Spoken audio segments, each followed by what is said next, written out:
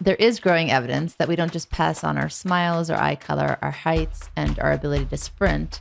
We also share the knowledge of past experience deeply encoded in our RNA.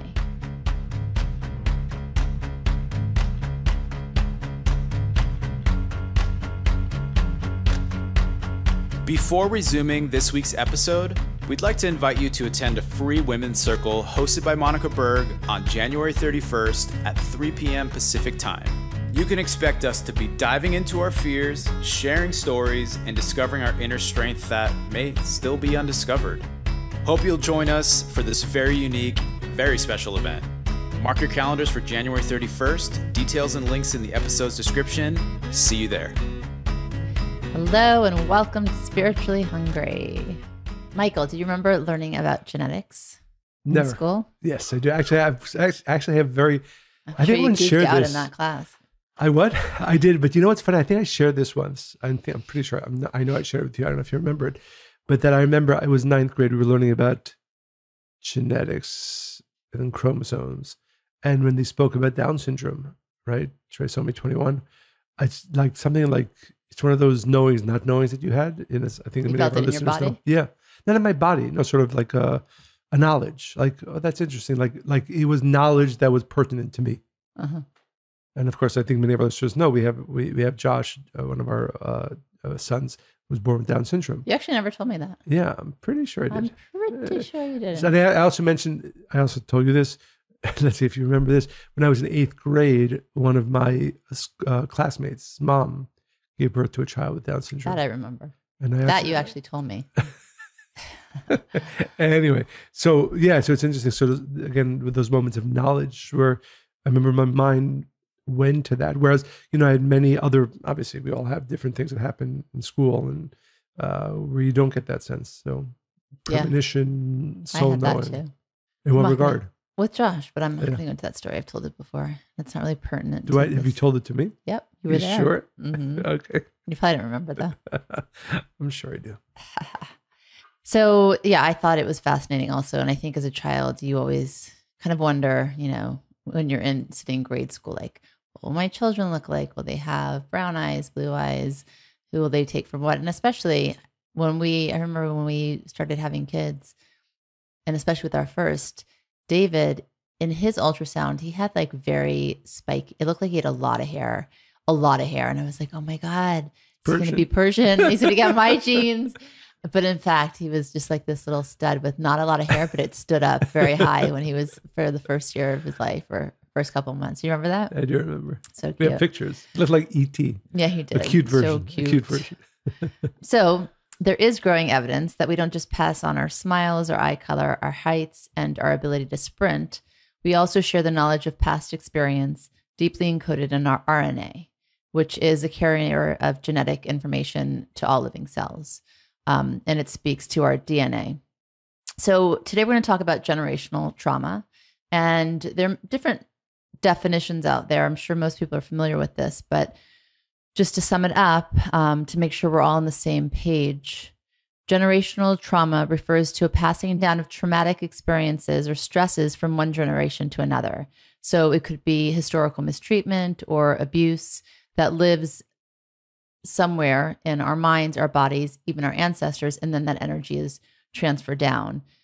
It's really interesting to me because we didn't grow up having a notion of what this is. It's a fairly new discovery, and I'm going to go into the science of it. There are really some interesting case studies of how they came to this. But I'm also glad it has a name now, because once we realize how great this impacts us, we can actually take steps to changing it and process our understanding more about ourselves by looking at our past. So some causes of generational trauma are grandparents or great-grandparents even who survived genocide, war, or famine. Right. There's the study around Holocaust survivors. Yeah, do you want to say that? I was going to No, share it, please. Yeah. Well, that was in the 1960s. In 1966, Canadian psychiatrist Vivian M. Rakoff and colleagues documented high rates of psychological distress among children of Holocaust survivors. I think it was like 300%. In the years since, researchers have assessed anxiety, depression, and PTSD in trauma survivors and their progeny, with Holocaust survivors and their children being the longest and mostly widely studied. But yeah, the numbers. And I personally know a number of people, second generation, who literally, and now we're talking many, many years later, have nightmares, and it has clearly had, in some cases, a lasting, very negative effect. Yeah, fear of not having enough food, of starving, of all those things. Another cause is ancestors who entered the country as immigrants or Black Americans who are descendants of slaves. Each of these experiences is something you may or may not know about your ancestors. We don't know all the details of what they went through. Some people don't even like to talk about their trauma. And this is the point, I think, and this, again, a lot of my knowledge, personal interactions on this are again, second generation, meaning children of Holocaust survivors. And you see a clear delineation, or at least I have, and this is just anecdotal, between those whose parents were open to talk about it, where it seems to have left less of a, we'll call it a negative impact. Whereas when the parents clearly behaved as an effect of the trauma that they experienced, but were not open, again, many of them probably for obvious reasons, but open to talk about it. Well, certainly if they didn't work through their own trauma, those effects are going to show up in many other ways. Which I think is a very important, again, I always like to bring these to lessons or practical things we can do. I think, and even though this is early on in our conversation, I think the fact that whatever you're able to assess is something that you received in one way or another from a previous generation, your parents or your grandparents, I think the knowledge of it, really the knowledge of it, and second, the conversation around it is very important. Right, because it shapes who you are. It shapes who your children will be, exactly. and your grandchildren. So well, not who they'll be, I would say, but how aspects. It will definitely can have a negative impact unless it's addressed. And they won't even be able to correlate the two. The trauma, for instance, of a great-grandmother experiencing what they experienced during the Great Depression may be the reason that an ancestor would be distrustful of putting money in a bank or resist throwing out anything that was even questionably being able to be reused, right? And those are kinds of, we think, just quirks that a person has, but it could be because of this. Is there anything from your grandparents or great-grandparents that you think you can see now as behavior that I affected? think, yeah, but I think, so I think to clarify, and tell me if you agree with this, but I'm pretty sure that I'm right, but that right, there's three. That's how most conversations go. What? Just kidding. So not Just true. I mean, if you believe that, or if any of our listeners believe that, I wouldn't be very happy with you. Yeah, I wouldn't be very happy with me either. If that were true. Just feeling spunky. That's okay. Spunky's good, as long as our listeners don't get the No. Anyway, that's also true. Yes, Yeah, yes. Feel free to judge me for things I haven't done. So there's three main ways by which this generational trauma can be sent down.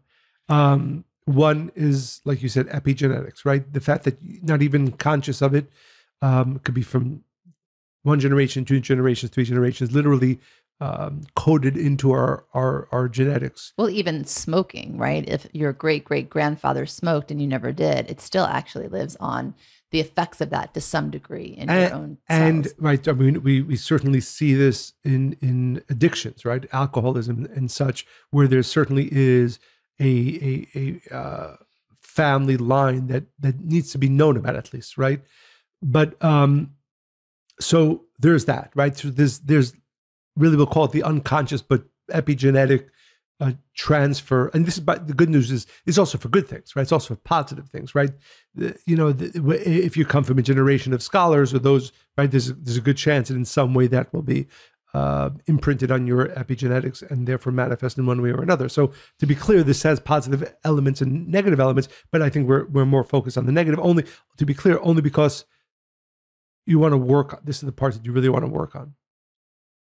I do want to mention one more thing, though. On the positive side, which is worthwhile, is that, you sometimes see people. There's in our family a famous part of the speech that I gave at our oldest son David's bar mitzvah, where I told him, because at the time, when he's now turning 25 in a few days, but when he was 13 years old, he was really into basketball, and sort of he actually had a conversation, what he wants to be when he grows up. Of course, at these ages, they can say anything. And he said, maybe be an NBA basketball player. That was his sort of big, or professional basketball player. And I said to him, I said, you know what? You should definitely do whatever you feel you want to do when you grow up. I personally have to tell you that coming from the lineage that you come from, his father being a very important, great Kabbalah scholar, author, and myself, to some extent, being a teacher, scholar, and author, it might be a waste of your genetics if you become an NBA basketball player. Of course, you should do whatever your heart desires. Again, my point being that it's not that when we look back, it's important to look back, and it's important to look back. Yes, on the negative, where I don't like the word negative, on the challenges that come to us from our generational trauma.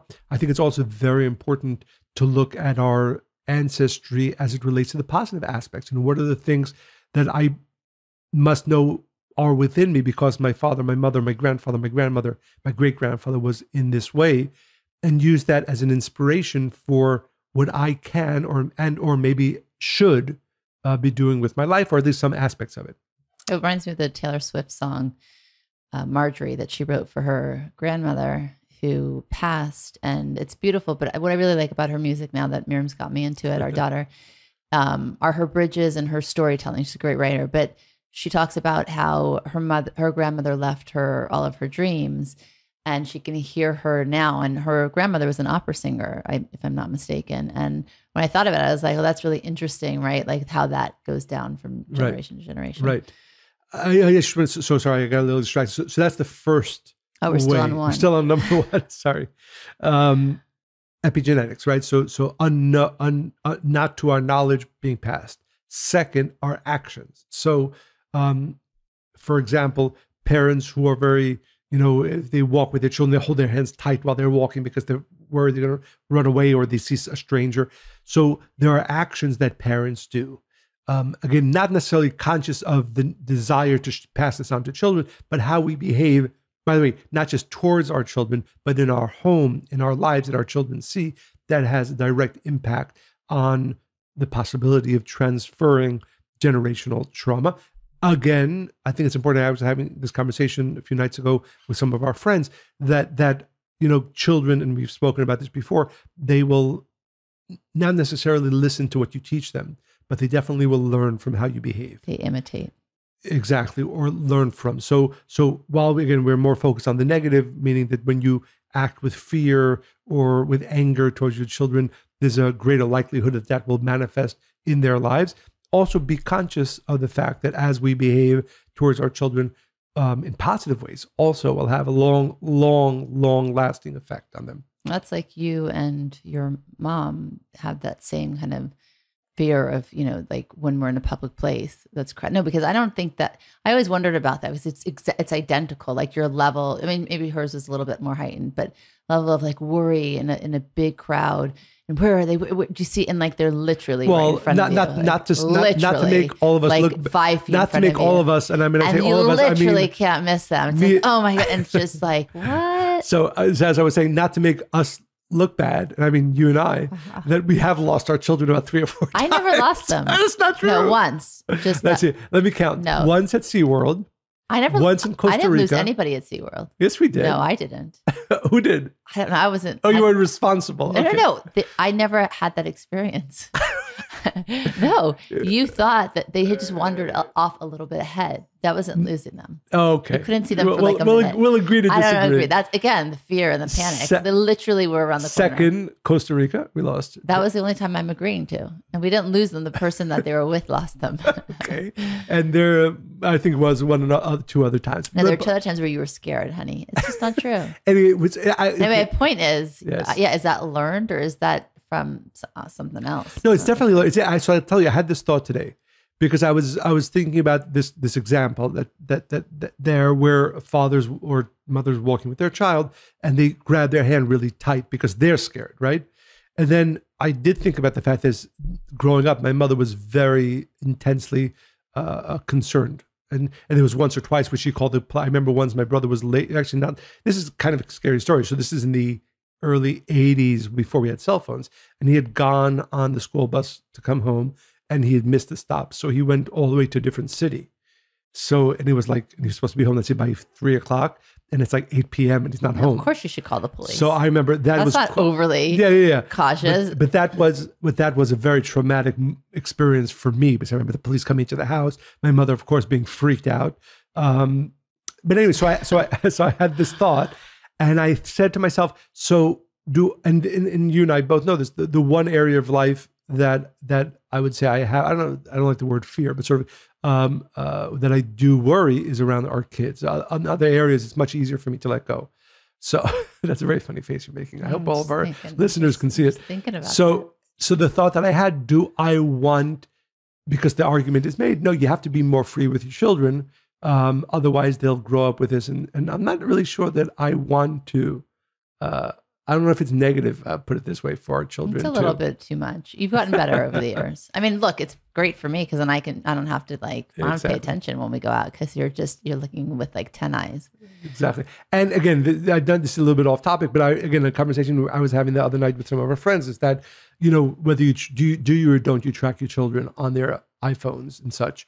And I know that there have been a few times in our life where tracking them on the phone actually helped situations.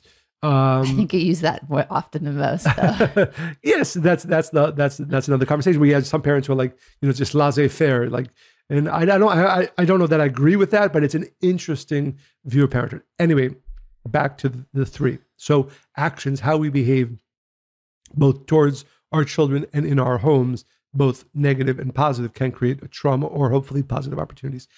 And third, which I think is maybe, I don't know if more relevant, but certainly one that is not spoken about enough, is the spiritual connection that we have with our children, and that our behavior actually affects our children. It's something I don't think most of us are at least keenly or focused on this reality. So how are you saying that's different than two? Because for example, what the spiritual teachers say is that certainly up until the age of 20, if a father or mother behave negatively in their own lives, meaning, let's say, for example, a father cheats on his wife, on the mother.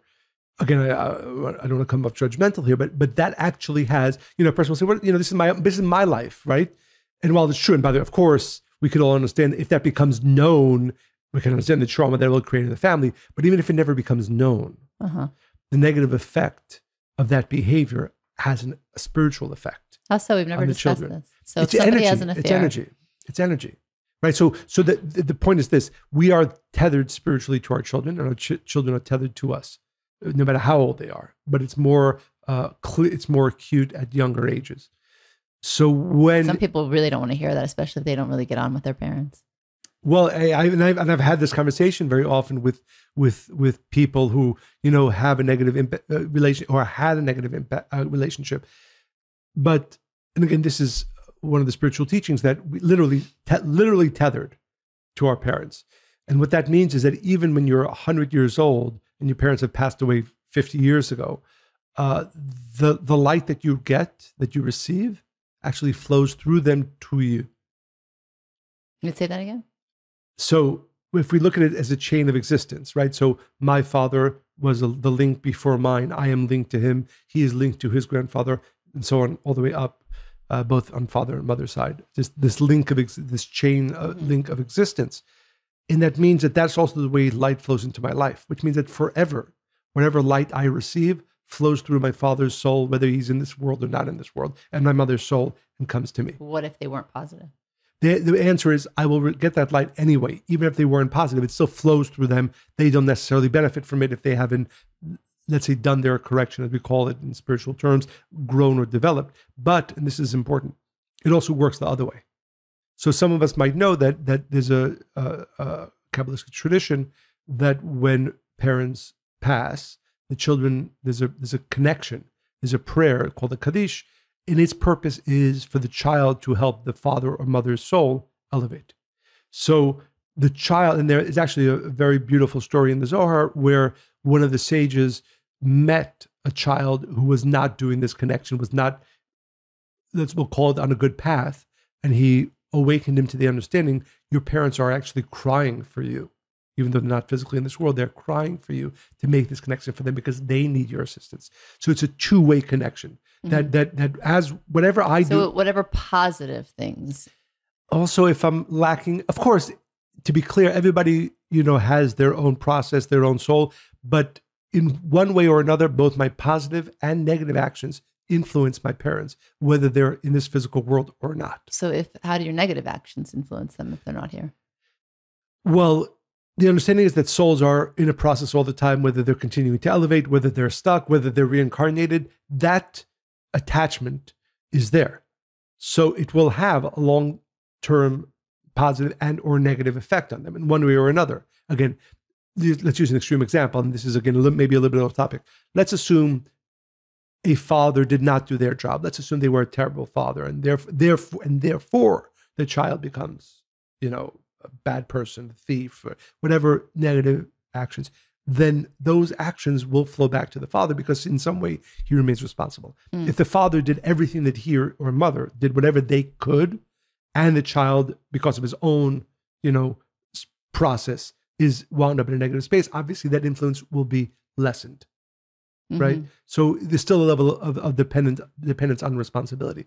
All that being said, to understand that the third area of again, we're talking about trauma, but also positive influence goes both ways. We are tethered to our parents. One of the reasons why it's important to the degree that we can, and I understand that, it's very, very prevalent where the father or mother did not do their job properly, or they were not the best parents. That does not negate the fact that you are tethered to them. And that's why it's important for a child, to the degree that it's possible, to the degree that they can, to do what they can to fix that relationship, or at least do their best efforts to maintain we'll call it a positive relationship.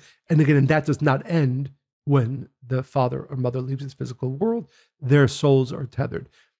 And back to trauma. So the understanding is that there's actually a teaching that says that a father or mother's negative thoughts become manifest as reality in the children. And again, we have to, that of course, that does not take away free will from the children. They can move away from that. But I think it is important for us to realize, those of us who are parents, the influence that we have. So it can be negative belief systems that Absolutely. I mean, I look at my own family and considering this, and I often said I've come from a long line of sufferers, and I had to really choose consciously not to have that mentality, that belief system. And it wasn't so much that it was, because I realized this early on, it wasn't so much that it was something I heard, although I did hear negative thoughts and beliefs, but it was more of an energy that I felt. And I remember that very distinctly at a young age. So you probably got the trifecta. It's probably epigenetics, probably inaction, and spiritually as well. Yeah. And I had to work repeatedly in my adult life to change that. And that's the point, right? Everything is consciousness. And when we challenge ourselves, we can change anything. So the spiritual principle is born out of science. And I've talked about this before. There's something called post-traumatic stress, and there's post-traumatic growth. And it's really what you do with it. Post-traumatic growth is the positive psychological change experienced as a result of struggling with highly challenging life circumstances. Psychologists insist that this growth does not occur as a direct result of the trauma, but rather it's the individual's struggle with the new reality and the aftermath of the trauma that's crucial in determining the extent to which post-traumatic growth occurs. This might be the most important part of this podcast so far. Right. It demands the reevaluation of one's core beliefs. And I have done that with every trauma I've had in my life. I've done this where I've tried to choose my response to it. I have chosen my response. And do you have something you want to share maybe some examples? But before that, I really want to underscore what you said because it's so important. Sometimes, and again, I read many different things. You see people use, for lack of a better word, this reality of generational trauma as a excuse to be a victim. Mm-hmm.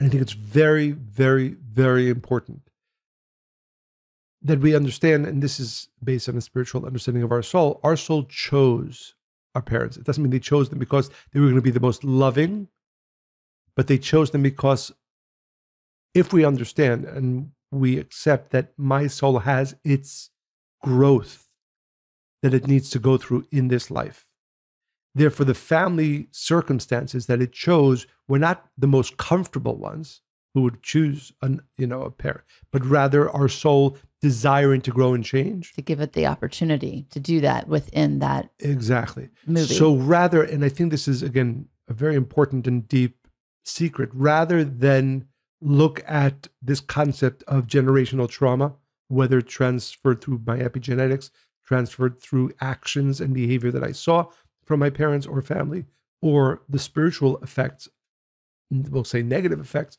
of their negative actions.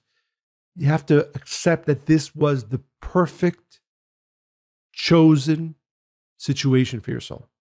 That's interesting. And then the only question becomes, okay, how do I grow from this? But you're not a victim. You're not a victim. This is actually, no matter how crazy that might sound, and I'm sure to many of our listeners who came in, thankfully not me nor you, had, we'll say, a very extreme negative progenitors, rather either epigenetics in action or spiritually. But you have to accept, you have to know that this was the perfect setup for your soul's growth. I mean, quite honestly and frankly, that's a big part of the problem today, in that people look around and, this one's not lucky enough or fortunate because they grew up in this circumstance, that environment. And that's why, and it could, it really can paralyze people, because you can just stay stuck in that mentality and hate on other people or blame them for your misfortune and misery. It has to be a choice to get out of. And I read an article just yesterday about this famous family that grew up. Some were successful singers, but they grew up in a home that there's a lot of trauma, a lot of drug addiction, abuse. 3 of them are now dead, and they weren't that old, like in their 30s, 40s. 3 of the 5 children are dead. And one of the children spoke up and said, it's really hard to rise above trauma when that's all you've ever known, and you grew up in a house that was filled with that. Right. And so, but I would say, if your soul chose that, right, means but this you is have the other layer, exactly, that people don't realize that they do. And not to diminish the difficulty or the challenge, but I think it is important for those of us who are spiritually aware to know that it doesn't. Every person's situation is going to be different. Some will be extremely difficult, but that only means that their soul is powerful enough, and their essence is strong enough to be able to overcome it. I think it's that's the proper view, right? As opposed to saying, what can I do? I'm just overwhelmed by negative generational trauma. For sure. And I want to give a really, I think, helpful tool that gave me a different outlook in getting past my perceived limitations because of where I came from. But I'll share that in a little bit. I do want to just backtrack a little bit about the science of traumatic inheritance. I thought this was just so interesting. And anyway, let me share it, and I want to know what you think. But in the 1960s, a researcher named James McConnell led an effort to prove the biological process dubbed memory transfer, the chemical basis for memories that can be passed to offspring via flesh and RNA instead of the traditionally accepted full nervous system in which it was previously theorized.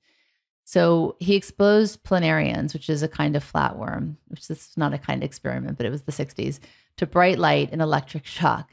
Oh, poor worm. I know, to the bright light, electric shock, cut them in half, and recorded the reactions of the regenerating worms. The experiments showed that worms passed on the memory of the intense pain, and more importantly, distinct knowledge of the cause of the pain. Flatworms. While many of McConnell's peers rolled their eyes and poked holes in his findings, now there's more recent findings that support this. So 3 years ago, scientists did a similar, slightly more humane experiment on snails and were able to transfer memory via RNA injections from the host to test groups.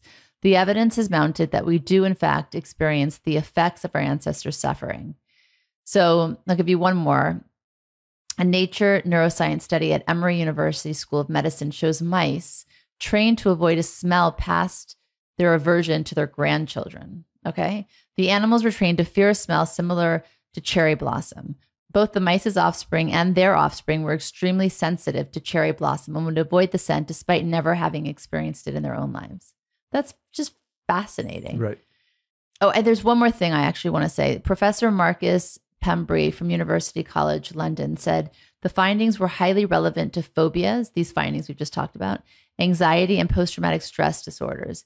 I suspect we will not understand the rise of neuropsychiatric disorders or obesity, diabetes, and metabolic disruptions generally without taking a multi-generational approach, which I couldn't agree with more. I mean, think about that too, right? If you look at even just like people who are obese, right? And that kind of, I mean, that's why it's so hard to kind of get past these things sometimes. Right. So I did want to bring up this idea in Kabbalah, and those who have been listening to us a long time, this won't be new, but for our newer listeners, the idea of tikkun, right? We talk about how tikkun is you come into this world and you are given opportunities, people, experiences, life situations to help you correct, grow, transform, elevate something that your soul needs to in this lifetime because of something that happened in a previous lifetime or even earlier in this lifetime, which is connected to generational trauma. But well, I think it's what we were talking about before, is the fact that why did you choose to come into this family? That it's not that you are a victim of the epigenetics or the situation in the house or the spiritual behavior of your parents, but rather that your soul knew and knows that this was the perfect environment, the perfect challenges for you to be able to grow from and achieve. And commensurate with that as well is the fact that you have the power, the physical, spiritual, emotional strength to be able to overcome them. So what we're really saying is, as scientists are showing in DNA and RNA, that there is trauma that's passed down in our cells. We're saying that spiritually there's an imprint on your soul, and that's why you are connected to these other souls that you are in a family with, right? And that's why even parents, I think, have different relationships with their children. Forget about, which signs get on better, which personalities are more similar. There's also an energy or an energetic connection that you kind of gravitate more towards maybe certain people than others because you've had these experiences with them in other lifetimes. Absolutely. And I think it's a very important understanding because, and this is based on another very important teaching, and that is that the way to get past a dark situation or a challenging situation is to see the light in it. And there's a beautiful teaching again from a great Kabbalist, the Baal Shem Tov, who says that when you see the light in the darkness goes away. So take two people who experience relatively similar family trauma, epigenetics, actions, spiritual effects. One of them really takes to heart what we said, which is that, yeah, it wasn't a great household. And I'm very challenged by the epigenetics that I received and the behavior in my home and the spiritual behavior in my home. But I know that this is for my benefit, that these challenges and how I overcome them are what's going to make me who I am meant to be. So much so that you get to a point where you say, I actually am happy that I was born into such a challenging situation. And that person, what is he or she doing? They're seeing the light in the darkness. They're seeing the light in the challenge. And that means that they will be able to get rid of, excise from their lives, and then hopefully from their children and grandchildren, the negative effects of the challenges, as opposed to another person who had the same experience, but they are stuck in the darkness of it. And they say, I'm a victim to it. Why did this have to happen to me? That person can't even really take the first step to start excising themselves out of that darkness for themselves, for their children and grandchildren. I would really recommend for our listeners to look up post-traumatic growth.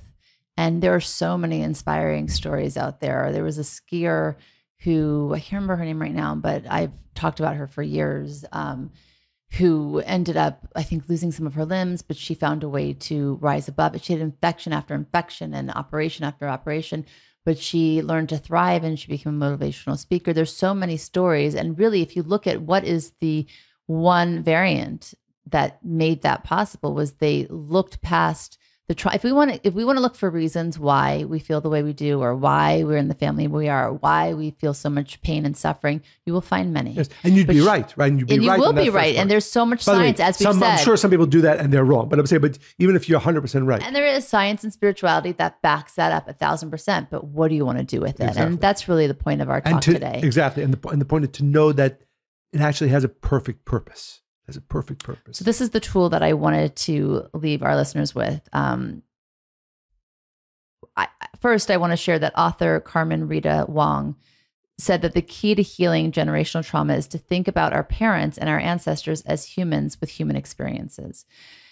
So this made me think about how I came to do that in a really practical way. And I've given this advice to many of my students. And that is to realize, which we know, right, that they did the best they could, even if it's pathetic and it's not our best, it was their best.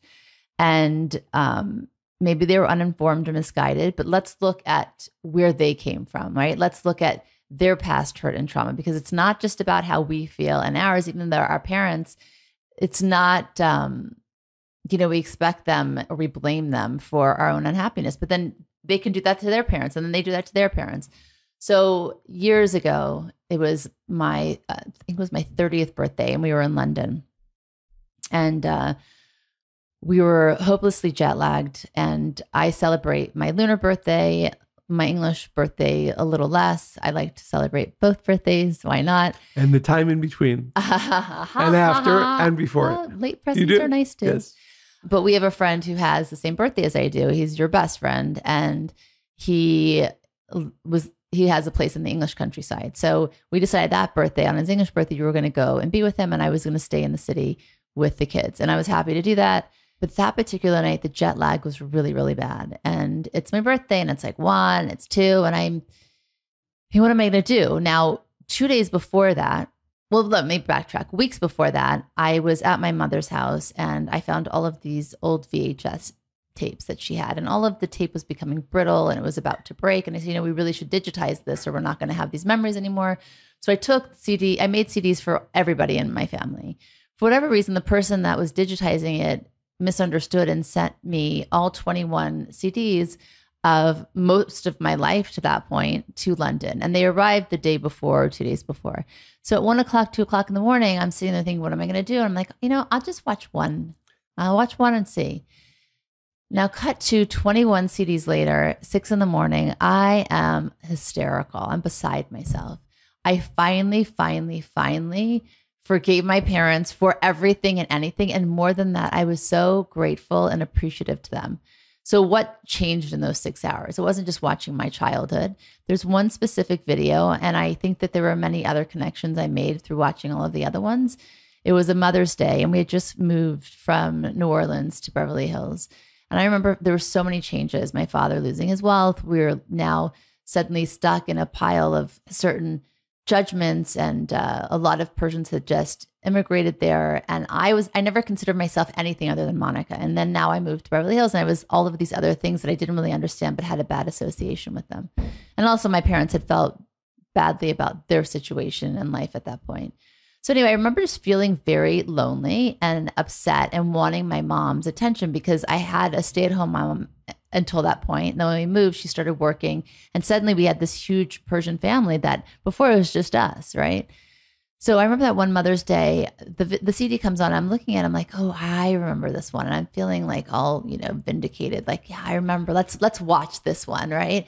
And I'm thinking that was the day that I was so sad and my mom was ignoring me, and it was Mother's Day and I just wanted her attention. And sure enough, you see my face, I look miserable. And then the video cuts to my mom. And normally she was the one taking the video. She was always behind the camera. So I was kind of surprised. And I saw her. Now, I didn't see her as I saw her when I was 8 or 9 that day. I saw her now as a young woman myself with my own children. And what I saw was her looking over at her parents with the same look I was looking at her with, which was, I want your attention and I want your love. And all of a sudden my heart just melted. Like it was all about me my entire life, because that's all I knew. As a child, you only see it that way because your parents bring you in the world and it's the lens in which you look at.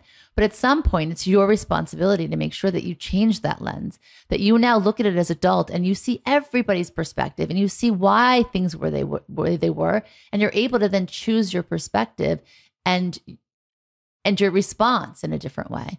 It was so healing, and I had so much love and compassion for her in that moment, and also for my father. Then I looked at him and I was like, wow, that was so hard for him to come into this world. He was like on top of the world. He was the best part of his life in his memory he'd ever had in New Orleans. And now he's there and he was feeling worse than I was, So it changed everything. And then from that point on, I really tried to look at all of my life experiences, certainly the ones from my childhood, but then everything that came up from that point. It was the biggest life lesson that any pain I ever felt, again, from that point on, pause and look at somebody else's perspective and see it through their lens. It was a life-changing experience. Beautiful. And continues to be. Beautiful. So I would say that's how you get past generational trauma, and that's how you really heal it. Now, not everybody's going to have a CD, or I get that, of their whole life, but maybe you have photographs, or maybe you can interview relatives that are still alive if you can't talk to your own parents. But you'd be surprised, if you're curious, what you'd kind of find. Beautiful. Thank you for sharing that. And again, a reminder to all of our listeners, please send your inspiring stories to Monica and Michael at spirituallyhungry.life. And as always, we hope you enjoyed listening to this podcast as much as we enjoyed recording. Stay spiritually hungry.